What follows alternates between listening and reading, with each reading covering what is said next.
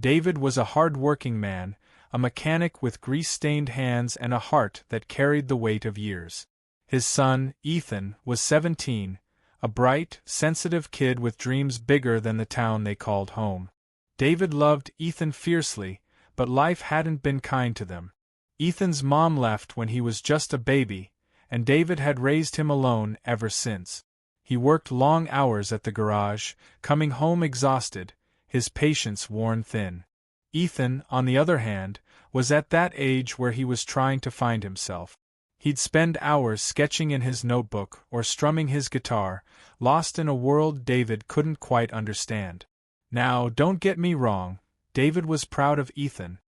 He'd brag to anyone who'd listen about his son's talent, how Ethan could draw anything from memory or play a song after hearing it just once. But pride can get tangled up with fear, can't it? David worried about Ethan's future. In a town like theirs, dreams of being an artist or a musician felt like chasing clouds. David wanted Ethan to have stability, something he'd fought so hard to give him. One night, everything changed. It was a chilly evening, the kind where the air bites at your fingertips. David came home from a double shift, his back aching, his temper short. Ethan was in the living room, hunched over his sketchbook, his guitar resting against the couch. The TV was on, some documentary about famous artists, and Ethan was glued to it, his eyes sparkling with inspiration. David tossed his keys on the counter and sighed. "Ethan, you still up? It's late. You got school tomorrow." Ethan barely looked up. "Just finishing this sketch, Dad. I'm almost done." David's jaw tightened. He'd had a rough day. A customer had chewed him out over a repair, and the bills were piling up. "You're always sketching," he said, his voice sharper than he meant. "When are you gonna focus on something real? Something that'll actually get you somewhere?" Ethan's shoulders stiffened, but he didn't say anything. David, caught in his frustration, kept going.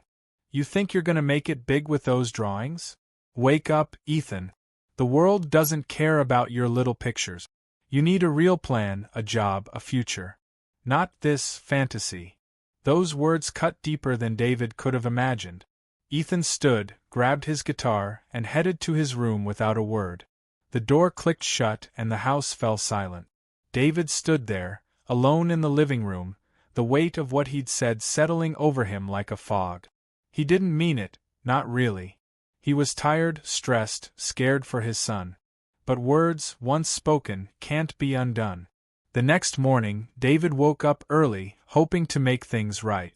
He planned to apologize, maybe take Ethan out for pancakes at their favorite diner. But when he knocked on Ethan's door, there was no answer. He pushed it open, and his heart stopped. The room was empty. Ethan's sketchbook was gone, his guitar missing from its stand. A note lay on the bed, written in Ethan's neat handwriting. "Dad, I heard what you said last night. I need to find my own way. Don't worry about me. I'll be okay. Ethan." David's heart sank. He read the note again, then again, hoping he'd misread it. But the words were clear. His son was gone. He tore through the house, calling Ethan's name, checking every corner as if Ethan might be hiding somewhere. He called Ethan's phone, but it went straight to voicemail. He texted, pleaded, but there was no reply.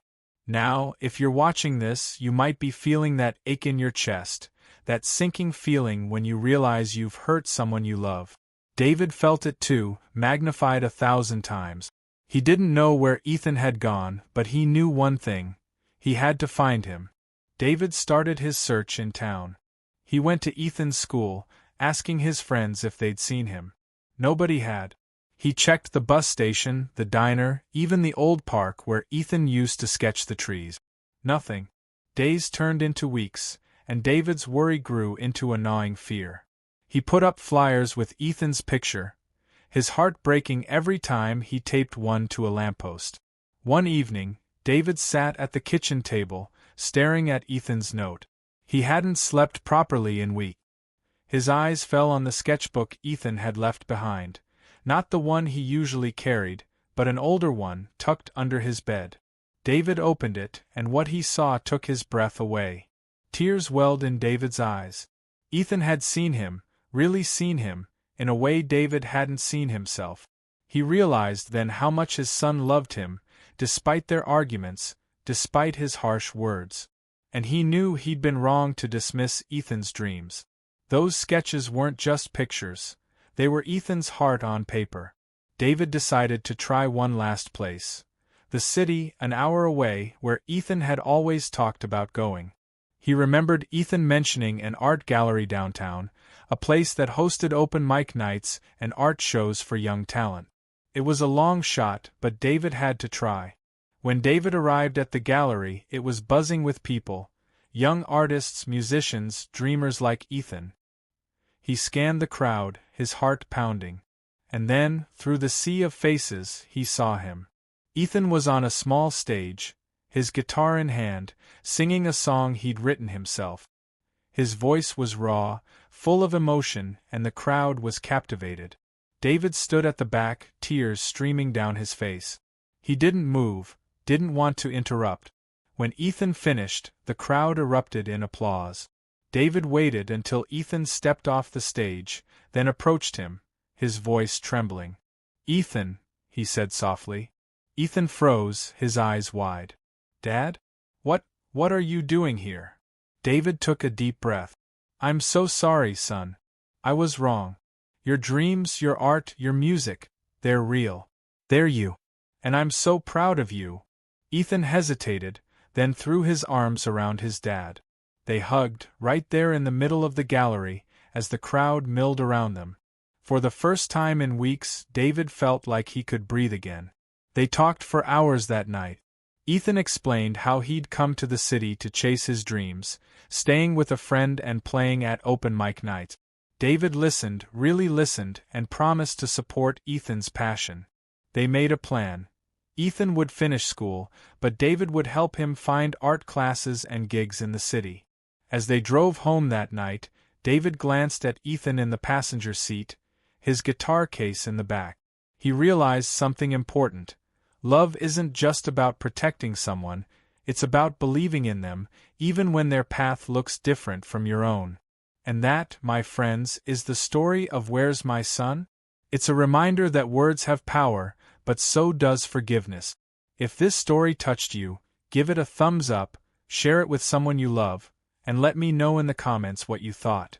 Have you ever had a moment where you wished you could take back your words? Let's talk about it. Thank you for joining me today. If you enjoyed this, check out our other storytelling videos, and don't forget to subscribe for more. Until next time, take care of each other and keep chasing your dreams.